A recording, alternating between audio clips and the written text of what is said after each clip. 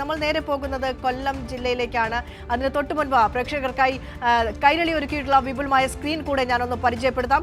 ഏറ്റവും മുകളിൽ നമുക്ക് കാണാൻ കഴിയുക ജില്ലാ പഞ്ചായത്ത്, കോർപ്പറേഷൻ, നഗരസഭ, ബ്ലോക്ക് പഞ്ചായത്ത്, ഗ്രാമപഞ്ചായത്ത് എന്നിങ്ങനെ ഓരോ കൃത്യം കണക്കുകൾ വെച്ച 14 ജില്ലാ പഞ്ചായത്തുകളിൽ 6 മുന്നേറ്റം നടത്തുന്നു. ഏത് മുന്നണിയാണ് മുന്നേറ്റം നടത്തുന്നത് എന്ന് കൃത്യമായി ടോപ്പിൽ കാണാം. അതായത് എനിക്ക് തലയ്ക്ക് മുകളിൽ കാണുന്ന സ്ക്രീൻ സ്പേസിൽ കാണാൻ കഴിയുന്നത് ജില്ലാ പഞ്ചായത്തുകളിലേക്കും ഗ്രാമപഞ്ചായത്തുകളിലേക്കും ബ്ലോക്ക് പഞ്ചായത്തുകളിലേക്കും കോർപ്പറേഷനിലേക്കും നഗരസഭകളിലേക്കുമുള്ള മുന്നേറ്റത്തിൻ്റെ ഒരു സൂചനയാണ് ഏറ്റവും മുകളിൽ കാണാൻ കഴിയുന്നത്. ഇടതുവശത്തായി കാണാം ഗ്രാമപഞ്ചായത്തിൻ്റെയും ബ്ലോക്ക് പഞ്ചായത്തിൻ്റെയും, അതായത് അതത് ജില്ലകളിലെ ഗ്രാമപഞ്ചായത്തിൻ്റെയും ബ്ലോക്ക് പഞ്ചായത്തുകളെയും ലീഡിംഗ് ട്രെൻഡുകൾ ഇടതുവശത്തായി സജ്ജീകരിച്ചിട്ടുള്ളത്. തൊട്ടപ്പുറത്ത് വലതുവശത്ത് ഓരോ ജില്ലാ പഞ്ചായത്തിലെയും ജില്ലാ പഞ്ചായത്ത് ഡിവിഷനുകളുടെ മുന്നേറ്റങ്ങളാണ്. അതായത് LDF, UDF, NDA, അതേഴ്സ് എന്ന കാറ്റഗറിയിൽ ഓരോ മുന്നണികളും ആരൊക്കെയാണ് മുന്നിട്ട് നിൽക്കുന്നത് എന്നൊരു ട്രെൻഡ് അറിയാൻ കഴിയും.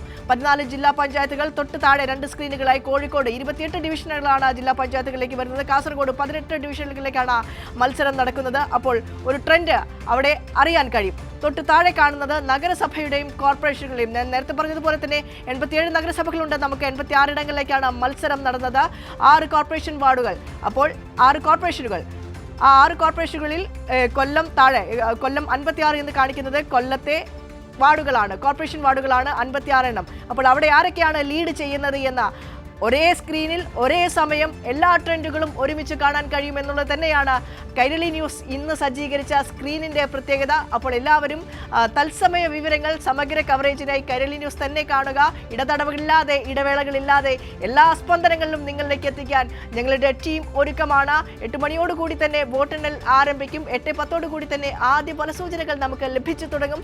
പറഞ്ഞു വെച്ചതുപോലെ തന്നെ പോസ്റ്റൽ ബാലറ്റാണ് ആദ്യം എണ്ണാൻ പോകുന്നത്. EVM മിഷനിലേക്ക് കടന്നാൽ ഗ്രാമപഞ്ചായത്തുകളുടെ വോട്ടെണ്ണലാണ്.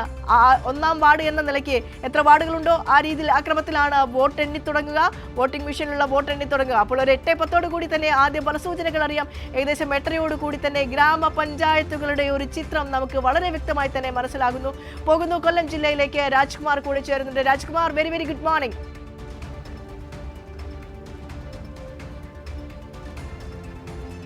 Very good morning. കൊല്ലത്തിന്റെ മണ്ണ് എപ്പോഴും ഇടതുപക്ഷത്തിനൊപ്പം ഉറച്ചു നിൽക്കുന്ന ചെമ്മണ്ണാണ്. അപ്പോൾ ചുവന്നു തുടുക്കാൻ ഒരുങ്ങിയിരിക്കുകയാണ് കൊല്ലം. നിരവധി വികസന നേട്ടങ്ങൾ എണ്ണിപ്പറയാനുണ്ട്. അതെല്ലാം എണ്ണിപ്പറഞ്ഞു തന്നെയാണ് ജനവിധിയെ നേരിട്ടത് LDF കൊല്ലം ജില്ലയിൽ. വോട്ടെണ്ണൽ കേന്ദ്രങ്ങൾ എത്രയൊക്കെ, മുന്നൊരുക്കങ്ങൾ ഏത് രീതിയിൽ, ആത്മവിശ്വാസം എത്രത്തോളമുണ്ട് ഓരോ മുന്നണികൾക്കും?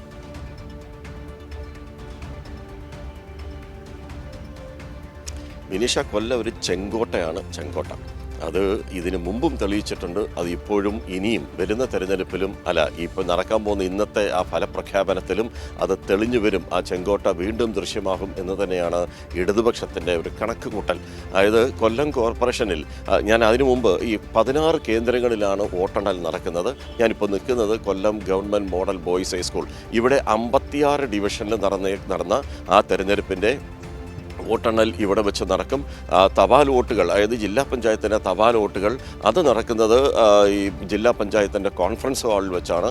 ഇവിടുത്തെ കോർപ്പറേഷൻ്റെ തപാൽ വോട്ടുകൾ ഇവിടെ തന്നെ ആയിരിക്കും കൗണ്ട് ചെയ്യുക. മറ്റുള്ള സ്ഥലങ്ങളിൽ നഗരസഭകൾ, അതുപോലെ തന്നെ ബ്ലോക്ക് പഞ്ചായത്തുകൾ, ഗ്രാമപഞ്ചായത്തുകളൊക്കെ മറ്റ് ബ്ലോക്കുകളായി തിരിഞ്ഞ് 15 ബ്ലോക്കുകളായി തിരിഞ്ഞ് അവിടെ പ്രത്യേകം സ്ഥലങ്ങൾ, നഗരസഭ പ്രത്യേകം സ്ഥലങ്ങളിലായിട്ടായിരിക്കും കൗണ്ടിങ് പൂർത്തീകരിക്കുക. ഇപ്പോൾ നമ്മുടെ സാലിയും ഇവിടെ നിർബനും ഒക്കെ പറഞ്ഞതുപോലെ ഞാൻ വീണ്ടും അതിൻ്റെ ഒരു കൗണ്ടിങ്, അതിൻ്റെ ഒരു രീതിയിലേക്ക് ഞാൻ വരുന്നില്ല. അതേസമയം അതെ 68 ഗ്രാമപഞ്ചായത്തുകൾ, ആ 68 ഗ്രാമപഞ്ചായത്തുകളിൽ ഏതാണ്ട് 48 ഗ്രാമപഞ്ചായത്തുകൾ LDFനായിരുന്നു. ബാക്കിയുള്ളത് മാത്രം UDFന്. ഒരെണ്ണം കല്ലുവാതുക്കൽ ഗ്രാമപഞ്ചായത്ത് BJP തുടക്കത്തിൽ പിടിച്ചെങ്കിലും പിന്നീട് അവർക്ക് ഇതിൽ നഷ്ടപ്പെട്ടു പോയി. ആ പഞ്ചായത്ത് നഷ്ടപ്പെട്ടു പോയി. പിന്നീട് ബ്ലോക്ക് പഞ്ചായത്തിൽ 11 ബ്ലോക്ക് പഞ്ചായത്തിൽ 10 ബ്ലോക്ക് പഞ്ചായത്ത് LDF, ഒരെണ്ണം ചവറയിലായിരുന്നു UDFനുണ്ടായിരുന്നത്. ഇത് കൂടാതെ ഈ നഗരസഭകൾ 4 നഗരസഭകളാണ് ഉള്ളത്. പുനലൂർ, കരുനാഗപ്പള്ളി, കൊട്ടാരക്കര, പരവൂർ. അങ്ങനെ ആ 4 നഗരസഭകളിൽ 3 നഗരസഭകൾ LDFനൊപ്പമായിരുന്നു. ഉണ്ടായിരുന്നു. അതിൽ പരവൂർ നഗരസഭയിൽ ഒരു തൂക്കായിരുന്നു. അവിടെ ഇരു മുന്നണികൾക്കും 14-14 എന്ന ഒരു നിലയിലേക്ക് എത്തി. അവിടെ നറുക്കിടുകയായിരുന്നു. നറുക്കിട്ടപ്പോൾ ചെയർമാൻ പോസ്റ്റിലേക്ക് UDF-ന് നറുക്ക് വീണു, വൈസ് ചെയർമാൻ പോസ്റ്റിലേക്ക് LDF-നും നറുക്ക് വീണു. അവിടെ തുല്യ ശക്തികളായിരുന്നു പരവൂരിൽ. ഇനി ആ പരവൂരിലേക്ക് തന്നെ ഒരു ആഴത്തിൽ നമ്മൾ ഇറങ്ങിക്കഴിഞ്ഞാൽ ഇക്കുറി അവിടെ ഏതാണ്ട് 8 സീറ്റുകളിൽ കോൺഗ്രസിൻ്റെയും ലീഗിൻ്റെയും റിബലുകളുണ്ട്. പല സ്ഥലങ്ങളിലും ലീഗും കോൺഗ്രസും പരസ്പരം ഒരേ ആ സീറ്റുകളിൽ തന്നെ മത്സരിക്കുന്ന ഒരു പ്രത്യേകത പരവൂരിലുണ്ട്.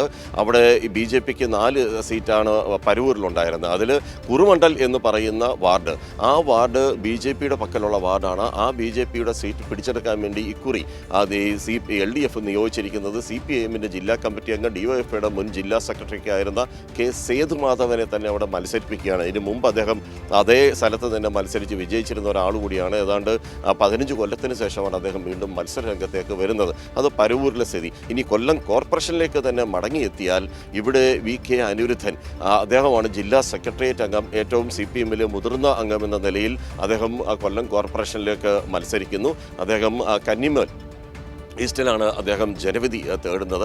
35 വർഷം മുമ്പ് അദ്ദേഹം ശക്തികുളങ്ങര ഗ്രാമപഞ്ചായത്തിൻ്റെ വൈസ് പ്രസിഡന്റ് കൂടിയായിരുന്നു. അവിടെ UDF ചിത്രത്തിൽ ആദ്യഘട്ടത്തിൽ ഉണ്ടായിരുന്നെങ്കിലും ഇപ്പോൾ UDF ചിത്രത്തിലില്ല. അവിടെ LDF-ഉം BJP-യും തമ്മിലാണ് പ്രധാന മത്സരം നടക്കുന്നത്. ഒരു പ്രത്യേകതയുണ്ട്. അങ്ങനെ മുളങ്കാടകത്തേക്ക് എത്തിക്കഴിഞ്ഞാൽ അവിടെ BJPക്ക് ഷുവർ സീറ്റായിരുന്നു എന്ന് കരുതിയിരുന്ന മുളങ്കാടകം അവരുടെ 12+ൻ്റെ ലിസ്റ്റിൽ ഉണ്ടായിരുന്നതാണ്. അവസാന നിമിഷം സ്ഥാനാർത്ഥി നിർണയത്തിലൂടെ UDF-ന് അനുകൂലമായ ഒരു സ്ഥാനാർത്ഥി രംഗത്ത് വരികയും അവിടെ UDF-നെ BJP സപ്പോർട്ട് ചെയ്യുന്ന അവസ്ഥയിലേക്കാണ് ഈ മുളങ്കാടകം ഡിവിഷൻ എത്തിയത്.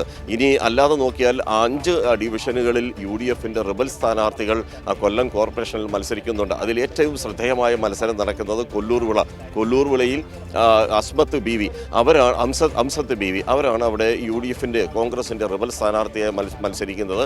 മൻസൂറാണ് അവിടെ കോൺഗ്രസിൻ്റെ സ്ഥാനാർത്ഥി. അവിടെ ഏതാണ്ട് 7,800-8,000-ഓളം വോട്ടുള്ള ഒരു ഡിവിഷൻ കൂടിയാണ് ഈ കൊല്ലൂർവിള എന്ന് പറയുന്നത്.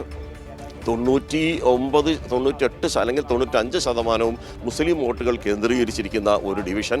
അതിൽ 5% മാത്രമാണ് ബാക്കിയുള്ള സമുദായങ്ങളും മതത്തിൽപ്പെട്ടവരൊക്കെ അവിടെ ഉള്ളത്. അതുകൊണ്ട് തന്നെ ഒരു ശ്രദ്ധേയമായ തെരഞ്ഞെടുപ്പ് കൊല്ലൂർവിള കാഴ്ചവെക്കുന്നുണ്ട്. കോയിക്കൽ ഡിവിഷനിലെത്തിക്കഴിഞ്ഞാൽ അവിടെ UDF-ന്റെ സ്ഥാനാർത്ഥിയും കോൺഗ്രസിൻ്റെ സ്ഥാനാർത്ഥി തന്നെ റിബൽ സ്ഥാനാർത്ഥി അവിടെ കോൺഗ്രസ് അവിടെ മത്സരിക്കുന്നുണ്ട്. അവിടെയും ശക്തമായ ഒരു റിബൽ ശല്യം ഉള്ളതുകൊണ്ട് തന്നെ കോയിക്കൽ UDF-ന് പ്രതീക്ഷ നഷ്ടപ്പെട്ട ഒരു സ്ഥലം കൂടിയാണ്. വടക്കേവിളയിലും UDF-ന് അവിടെ റിബൽ സ്ഥാനാർത്ഥിയുണ്ട്. കോൺഗ്രസിൻ്റെ സജീവ പ്രവർത്തകനും പ്രാദേശിക നേതാവായിട്ടുള്ള സിദ്ധാർത്ഥനാണ് അവിടെ റിബൽ സ്ഥാനാർത്ഥിയായി മത്സരിക്കുന്നത്. ഇങ്ങനെ പുനലൂരിൽ ഇനിയിപ്പോൾ നഗരസഭകളിലേക്ക് എത്തുമ്പോൾ നമ്മൾ പുനലൂർ നഗരസഭ ആരംഭിച്ച നാൾ മുതൽ അത് കൊല്ലം ജില്ലയിലെ ആദ്യത്തെ നഗരസഭയായിരുന്നു. അത് ആരംഭിച്ച നാൾ മുതൽ LDF-ന്റെ കോട്ടയായി അറിയപ്പെടുന്നു. ഇതുവരെ BJPക്ക് അക്കൗണ്ട് തുറക്കാൻ കഴിയാത്ത സ്ഥലം. 13 സീറ്റുകളിൽ അവിടെ BJPക്ക് മത്സരിക്കാൻ പോലും ആളില്ല. അവിടെ MA രാജഗോപാൽ, മുൻപ് അവിടെ പുനലൂരിൽ ചെയർമാനായി ഉണ്ടായിരുന്ന MA രാജഗോപാൽ കുറി ഒരു 10 ശേഷം വീണ്ടും മത്സര രംഗത്തേക്ക് വരുന്ന ഒരു പ്രത്യേകതയുണ്ട്. കരുനാഗപ്പള്ളി നഗരസഭ തുടക്കത്തിൽ അത് രൂപീകരിച്ച സമയത്ത് UDF-നായിരുന്നു അവിടെ ഭരണം. പിന്നീട് ഇങ്ങോട്ട് 3 ടേമായി LDF ഭരണം കൈയാളുകയാണ്. ഇക്കുറിയും വീണ്ടും LDF ഭരണം പിടിക്കുമെന്നുള്ളൊരു ശുഭപ്രതീക്ഷയിലാണുള്ളത്.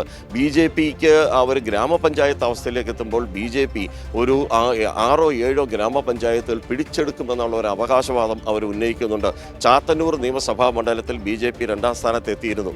അവിടെ ആ ചാത്തന്നൂർ നിയോജക മണ്ഡലത്തിൽപ്പെട്ട 3-4 പഞ്ചായത്തുകൾ അവർ പിടിക്കുമെന്ന് ഒരു അവകാശവാദം ഉന്നയിക്കുന്നുണ്ട്. അതുപോലെ കൊട്ടാരക്കര നിയോജക മണ്ഡലം, കുന്നത്തൂരിലെ പോരുവഴിയൊക്കെ BJP കിട്ടുമെന്നുള്ളൊരു പ്രതീക്ഷയിലാണ്. പക്ഷേ BJPക്കും ഏറ്റവും വലിയൊരു വെല്ലുവിളി എന്ന് പറയുന്നത് റിബൽ ശല്യമുണ്ട്.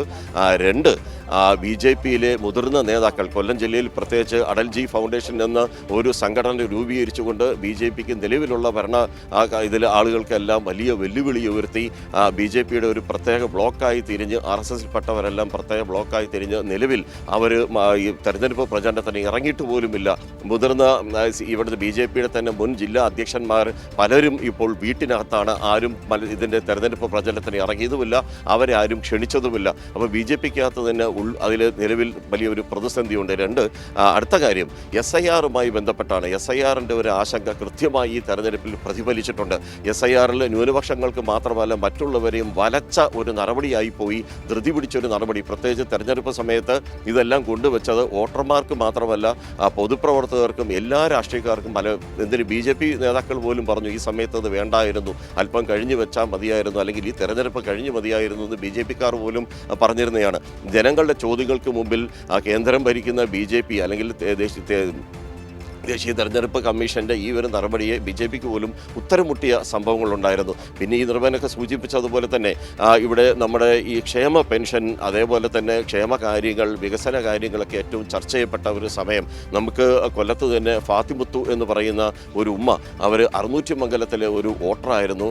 അവർ പറഞ്ഞ ഒരു ഇത് നമുക്ക് കൈരളിയുടെ യൂട്യൂബിൽ തന്നെ ഏതാണ്ട് 11 ലക്ഷം പേരാണ് ഒരു 4-5 ദിവസത്തിനുള്ളിൽ അത് കണ്ടത്. അതിൽ അവർ പറഞ്ഞത് ആശങ്ക, ഞങ്ങളെല്ലാം ഇവിടുന്ന് തുരത്താൻ നോക്കി. ആ തുരത്താൻ നോക്കിയപ്പോൾ ഞങ്ങളെ സംരക്ഷിച്ചത് ആരായിരുന്നു?